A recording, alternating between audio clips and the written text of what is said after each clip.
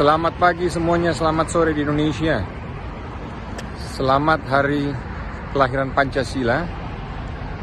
Salam dari Jerman, saya lagi di Jerman di Frankfurt mengikuti pameran IMAX, pameran khusus para penyelenggara, event organizer, PCO, venue owner dan lain-lain. Dalam kesempatan ini guys, saya ingin menyampaikan atau mendownload salah satu video dari adik saya Timo Scheunemann, Coach Timo, yang mengulas tentang Pancasila, khususnya sila 1 sampai sila 5. Coba kalian dengarkan baik-baik dan perhatikan, isinya sangat-sangat bermanfaat dan sangat-sangat bagus. Sekali lagi, salam dari Jerman. Salam Pancasila. Luar biasa ya, hari ini hari Pancasila. Saya mau share sedikit tentang Pancasila, bagaimana Pancasila itu luar biasa. Dari sisi pemilihan kata, dari sisi nilainya tentu saja, tapi juga dari sisi penempatan sila-silanya. Ya, ini pandangan saya sendiri, interpretasi saya sendiri, karena dimulai dari dulu saya suka salah antara sila kedua sama sila keempat, suka tertukar gitu kan. Jadi saya kemudian mengingatkan diri sendiri dengan cara seperti ini. Ya, pertama, ketuhanan yang Maha Esa. Kenapa ini harus di awal? Karena memang Tuhan itu dasar dari segalanya, dasar dari moralitas, dasar juga dari tujuan hidup. Apa arti hidup ini kalau tidak ada Tuhan, seperti itu. Nah, kemudian yang saya suka juga adalah pemilihan kata Esa. Bisa diinterpretasikan oleh masing-masing kepercayaan dengan cara mereka sendiri-sendiri. Ya, jadi kalau dalam Islam, Esa betul-betul satu, jadi satu. Ya, satu Tuhan. Kalau dalam Hindu dan Buddha, menyatu, Esa menyatu. Kalau dalam kekristenan, Esa diartikan kesatuan. Jadi betul-betul pas ya untuk semua kepercayaan yang ada di Indonesia. Luar biasa. Kemudian kemanusiaan yang adil dan beradab. Kenapa harus di sila kedua? Jadi dari Tuhan langsung berbicara tentang manusianya. Manusianya kalau mau adil dan beradab harus dekat sama Tuhan. Makanya sila kedua harus berada dekat dengan sila pertama. Kemudian baru kita berbicara kalau manusianya sudah adil dan beradab, ya. Karena dekat dengan Tuhan. Kalau tidak adil dan tidak beradab berarti nggak dekat dengan Tuhan dong. Kalau misalnya dekat dengan Tuhan, merasa dekat dengan Tuhan tapi tidak adil dan beradab, waduh, ada yang salah ini, gitu kan. Nah, kalau sudah adil dan beradab, kita bisa berbicara tentang nomor 3, persatuan Indonesia. Karena kalau tidak adil, tidak beradab, waduh, sulit menyatukan, gitu kan, kepentingan masing-masing agama,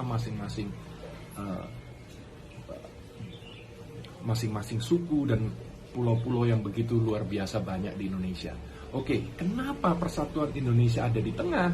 Ya, betul-betul nomor 3 kan, 2 di kiri, 2 di kanan, gitu kan. Karena menyatukan, persatuan Indonesia bukan hanya menyatukan Pancasila, ya, berada di tengah, gitu ya, cocok. Tapi kalau tidak ada persatuan Indonesia, ya tidak ada Indonesia, gitu kan. Jadi menurut saya luar biasa bahwa persatuan Indonesia itu ada di tengah. Dari situlah kita masuk ke sila keempat tentang demokrasi ala Indonesia. Kerakyatan yang dipimpin oleh hikmat kebijaksanaan dalam permusyawaratan perwakilan. Jadi dengan kata lain, demokrasi ala Indonesia yang tidak menyampingkan nilai-nilai leluhur kita, gitu. Karena kalau kita lihat leluhur Indonesia, mereka welcome pada semua bangsa. Silakan, monggo datang. Tapi jangan sampai mengganggu. Jadi yang ada di Indonesia itu sebenarnya bukan WNI, WNA, bukan suku A, suku B, suku C, bukan agama A, B, C, D, bukan etnis ini, etnis itu, bukan. Hanya ada 2 sebenarnya. Orang-orang yang membantu Indonesia membangun, atau orang-orang yang merusak Indonesia, mengganggu Indonesia. Hanya ada 2 macam orang di Indonesia. Dari situ kita masuk ke sila kelima, keadilan sosial bagi seluruh rakyat Indonesia. Kenapa ditaruh di posisi kelima? Karena ini adalah tujuan dari berbangsa dan bertanah air, supaya kita semua merasakan keadilan sosial yang merata untuk kita semua. Itu adalah tujuan daripada adanya Indonesia.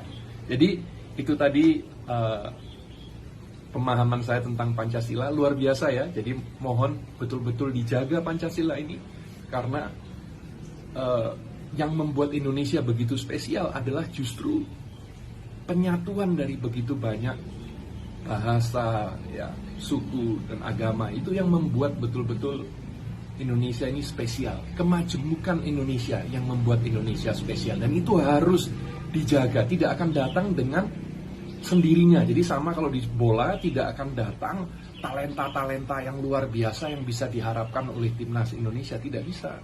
Kita hanya mengharapkan, harus dibangun, harus dididik, ya, harus dilakukan gitu sesuatu untuk mendapatkan itu.